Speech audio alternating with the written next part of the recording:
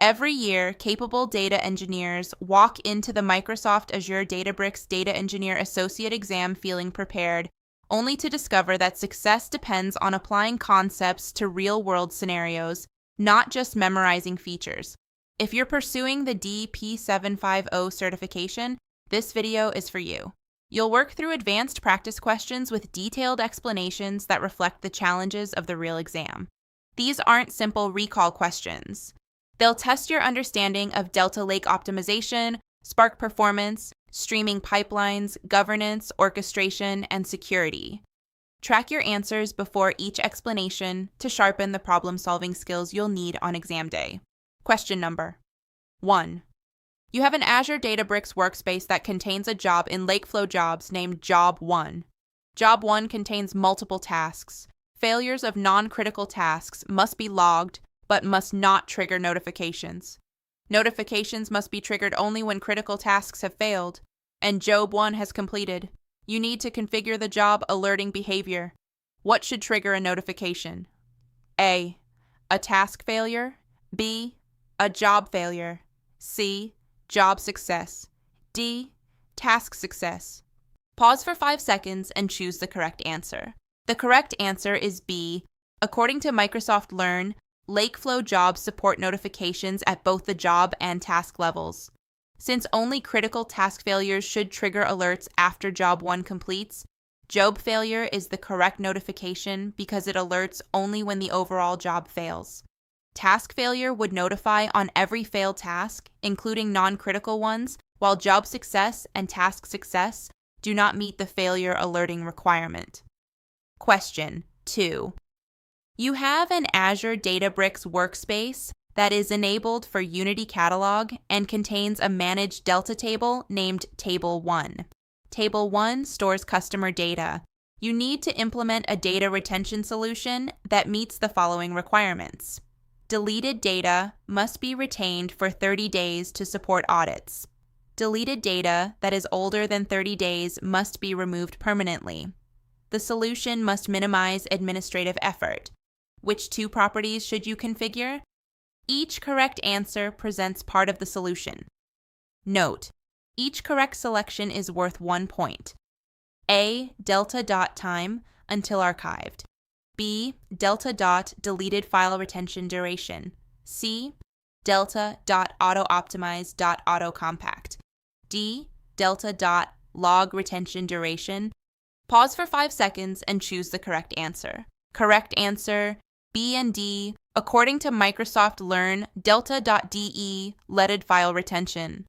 Duration retains deleted data files for 30 days before they can be removed by vacuum, while Delta.log retention duration keeps the transaction log for 30 days to support time travel. Both must be set to 30 days. The other options do not control data retention. As you continue your preparation, practicing with a wide variety of realistic exam scenarios is one of the most effective ways to build confidence.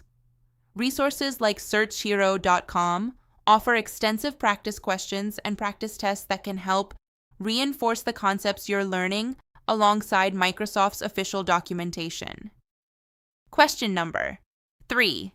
A large Delta table receives millions of small file writes every hour from multiple streaming jobs. Query latency has increased significantly. Which solution provides the best long-term optimization? A. Run Optimize with Zorder. B. Increase Spark executor memory. C. Enable autoloader. D. Increase cluster size. Pause for 5 seconds and choose the correct answer. Correct answer, A. Run Optimize with Zorder. Explanation: small files negatively impact Spark's read performance. Optimize compacts these files into larger ones, while Zorder reorganizes the data to improve data skipping during queries. Increasing cluster resources may temporarily improve performance, but it doesn't solve the underlying storage layout issue. Question number 4. An organization wants centralized governance across multiple Azure Databricks workspaces while minimizing administrative overhead. Which solution should be implemented? A. Table ACLs. B. Cluster policies. C. Notebook permissions, D. Unity catalog. Pause for 5 seconds and choose the correct answer. Correct answer, B. Fairness, explanation. The issue involves unequal outcomes between groups. This is a classic fairness concern and appears frequently in responsible AI exam objectives. Question number 5. A data engineering team continuously ingests files arriving in Azure Data Lake storage.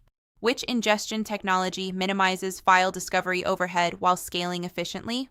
A. Copy into. B. JDBC C autoloader. D. DBFS CP. Pause for 5 seconds and choose the correct answer.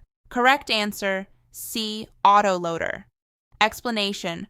Autoloader incrementally discovers new files using scalable cloud-native mechanisms, making it significantly more efficient than repeatedly scanning storage locations. Excellent work! In this session, you've tackled advanced DP-750 topics through realistic scenario-based questions, the same style of reasoning you'll encounter on the certification exam. If you're aiming to pass the Microsoft Azure Databricks Data Engineer Associate certification on your first attempt, consistent practice is key. Visit searchhero.com for realistic practice tests, additional questions, and focused study resources to strengthen your skills and identify areas for improvement. Thanks for watching. In upcoming videos, we'll cover more advanced DP-750 topics with challenging scenarios and detailed explanations. Be sure to subscribe, stay consistent with your studies, and visit searchhero.com to continue preparing for exam day. Best of luck with your certification, and we'll see you in the next video.